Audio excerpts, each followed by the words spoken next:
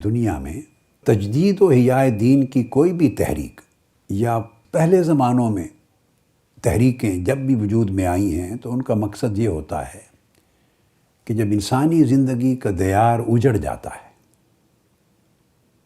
کس چیز سے؟ اقدار سے اور کردار سے،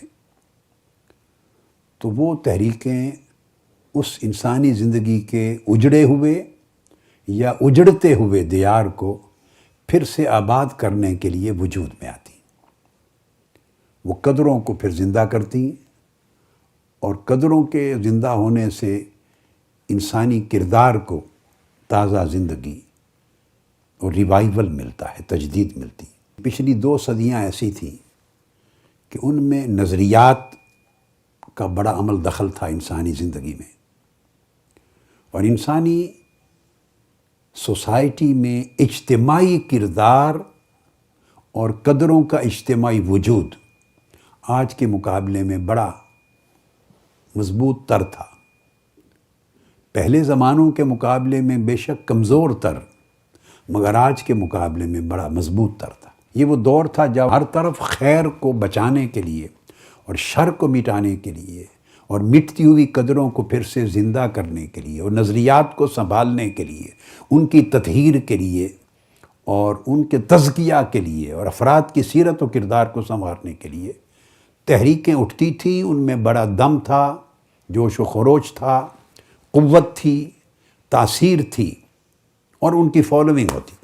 پھر ہم نے پچھلی صدی کے اواخر میں فرقہ واریت کا ایک طوفان دیکھا جو پیدا کیا گیا، خون بہا، انسانی لاشیں گرے، علماء کی اور دیگر شخصیات کی، نفرتوں کے بیج بوئے گئے اور امت مسلمہ کی بڑی گہری تفریق ہوئی۔ یہ دور تھا۔ ان حالات میں 1980 کا وہ زمانہ تھا، اور 14ویں صدی ہجری کو دیکھیں تو یہ 1401 ہجری تھا، یعنی 14ویں صدی کا پہلا سال تھا ابتدا کا، جب تحریک منہاج القرآن کی ان حالات میں بنیاد رکھی۔ تو سب سے پہلے تو فرقہ وارانہ ماحول تھا اور نظریات تھے، مگر دینی حوالے سے اس میں بڑی انتہا پسندی، شدت پیدا ہو گئی تھی، اور وہ دہشت گردی کا دور شروع ہو گیا تھا۔ تو تحریک منہاج القرآن نے اپنی ابتدا بین المسالک، رواداری اور ہم آہنگی پر رکھی۔ یہ پہلا چیلنج تھا جو تحریک منہاج القرآن نے فیس کیا۔ اس کے لیے کتاب و سنت کی تشریحات پیش کی جن کے ذریعے رواداری کا تصور ڈیولپ ہو، اعتدال اور توازن کا تصور ہو، انتہا پسندی کو شکست دی جا سکے اور فکری تنگ نظری کے خاتمے کی کوشش کی جا سکے۔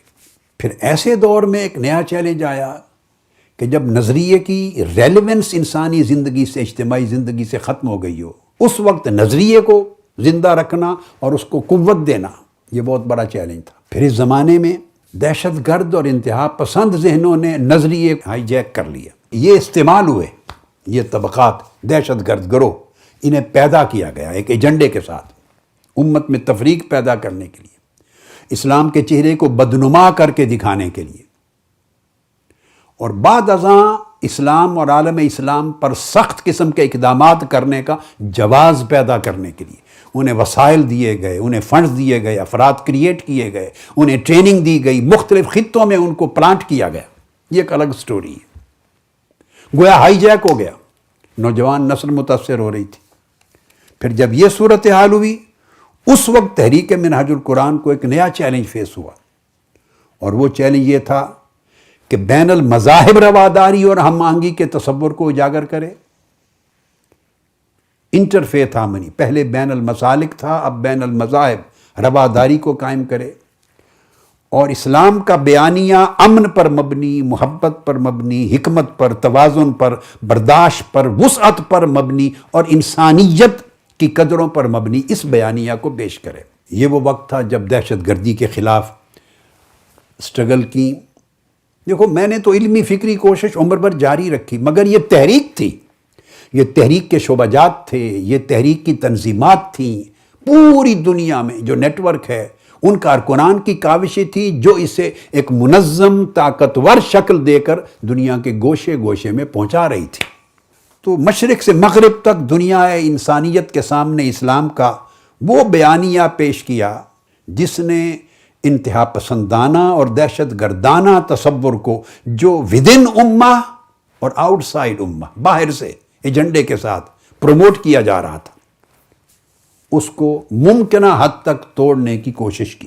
قدیم علوم اور جدید علوم، قدیم رجحانات اور جدید رجحانات، قدیم دینی تصورات اور جدید تقاضے اور تصورات، ان کے درمیان باہمی ملاپ کی ایفرٹ کی اور ان کے اندر ملاپ کر کے پھر توازن اور اعتدال، بیلنس پیدا کیا۔ تو علمی دنیا میں مصادر اصلیہ کی طرف دینی زندگی رکھنے والے اہل علم کو پھر راغب کیا تاکہ مصادر اصلیہ یعنی کتاب و سنت کے ساتھ جڑیں، اس سے استنباط کریں، اس سے براہ راست رہنمائی لیں اور قصے کہانیوں کا دین بنانے کی بجائے علمی کلچر کو زندہ کریں۔ تو ماضی اور مستقبل کو جوڑنا اور اسے تجدد سے بچا کر تجدید کی راہ پر جاری رکھنا اور تسلسل قائم کرنا بہت بڑا چیلنج تھا، ہمیشہ رہا ہے۔ اللہ رب العزت نے تحریک کی بڑی مدد فرمائی، پھر تعلیم و تربیت کو یکجا کیا۔ کوئی تحریک جو فکر پر، نظریہ پر اور ریلیجس آئیڈیالوجی پر بیس کرتی ہے، اس کو دو چیلنج بڑے سخت ہوتے ہیں۔ ایک یہ کہ جہاں وہ وسعت پیدا کر رہی ہوتی ہے، اعتدال توازن پیدا کر رہی ہوتی ہے، ایٹ دا سیم ٹائم اگر تو ایک انسٹیٹیوشن ہو تو الگ بات ہے، مگر جب تحریک ہو، جماعت ہو، تو اپنی بقا کے لیے اس کی مخالفتیں ہوتی ہیں، رکاوٹیں ہوتی ہیں، اس پر اٹیکس ہوتے ہیں، اس کے وجود کو ختم کرنے کے لیے سازشیں ہوتی ہیں۔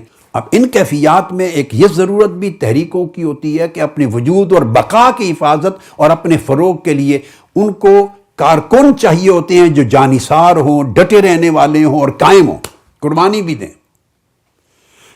تو کارکنوں کو جانثار اور قربانی دینے والا بنانا یہ بہت بڑا عجیب چیلنج ہوتا ہے، خطرے سے خالی نہیں ہوتا۔ تو کئی لوگ پھر اس طرح کرتے ہیں کہ سنگل پوائنٹ ایجنڈا پر اپنے کارکنوں کی برین واشنگ کر دیتے ہیں۔ دہشت گردوں نے اسی حربے کو اپنایا ہے، اسی کو اپنایا ہے۔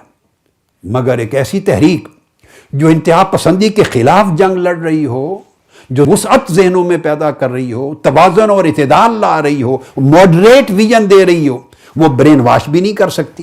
وہ اسلام کی کلیت کو اجاگر کر رہی ہے، وہ تحریک کلیت کو، جزئیت کو نہیں۔ وہ جزئیت سے اسلام کو کے تصور کو نکال کے کلیت کی طرف لا رہی ہے، تو برین واش نہیں کر سکتی، سنگل پوائنٹ ایجنڈے پر نہیں لا سکتی۔ تو اس کے لیے بڑا چیلنج ہوتا ہے کہ کارکنوں کی جانثاری بھی برقرار رکھیں اور توازن اور اعتدال اور وسعت اور ماڈریٹ ویژن بھی برقرار رکھیں۔ ماڈریٹ ویژن سے جانثاری پیدا نہیں ہوتی۔ اللہ رب العزت نے اتنا کرم کیا الحمدللہ تعالی کہ ماڈریٹ ویژن کو کبھی بھی کمپرومائز نہیں کیا، اس پر وہ برقرار رکھتے ہوئے اس کو ساری دنیا انسانیت میں نمایاں ترین حیثیت بنانے کے باوجود سنگل پوائنٹ ایجنڈے پر برین واشنگ نہیں کی، ذہنوں میں وسعت رہی، ہر ایک کو سننے کی گنجائش رہی۔ دوسرا چیلنج ہوتا ہے جب آپ ریلیجس ہوتے ہیں تو پیسفل ریلیجس کو ایگزسٹنس بڑی مشکل ہوتی ہے کہ بعض اوقات لوگ اپنے وجود کو، اپنے ریلیونس کو، اپنی اہمیت کو، اپنی قد و قامت کو دوسروں کے خلاف نفرت پیدا کر کے برقرار رکھتے ہیں۔ ہماری امت دین کی تعبیر کے اعتبار سے اجزاء میں بٹ گئی تھی۔ جس نے توحید پر فوکس کیا ہے وہ نبوت اور رسالت کی شان کو نظر انداز کرتا تھا، جس نے نبوت اور رسالت کی شان پہ فوکس کیا ہے وہ توحید اور معرفت توحید کی اہمیت اور مرکزیت کو نظر انداز کرتا تھا۔ یعنی ٹوٹلی انکار کوئی نہیں کرتا، مگر اس کی اہمیت تھوڑی ڈاؤن گریڈ ہوتی تھی۔ جس نے صحابہ کرام کی اہمیت پہ فوکس کیا ہے وہ اہل بیت اطہار کی اہمیت کو ڈاؤن گریڈ کرتا تھا۔ اہل بیت اطہار کی بات کی ہے تو صحابہ کرام کے ریلیونس کو ڈاؤن گریڈ کرتا تھا۔ اس طرح کسی نے محبت اور آقا علیہ السلام سے عشق اور محبت کی بات کی ہے تو اتباع متابعت کو ڈاؤن گریڈ کر دیا۔ جس نے اتباع اور سیرت کی بات کی ہے اس نے محبت کی اہمیت کو ڈاؤن گریڈ کر دیا۔ میں نے ایسے چند مثالیں دی۔ الغرض دین کی تعبیر اجزاء میں بٹ گئی تھی، ٹکڑوں میں۔ تحریک منہاج القرآن نے ان تمام اجزاء کو پھر سے ایک کلیت کی طرف لانے اور اس کو آگے پروموٹ کرنے کی کوشش کی۔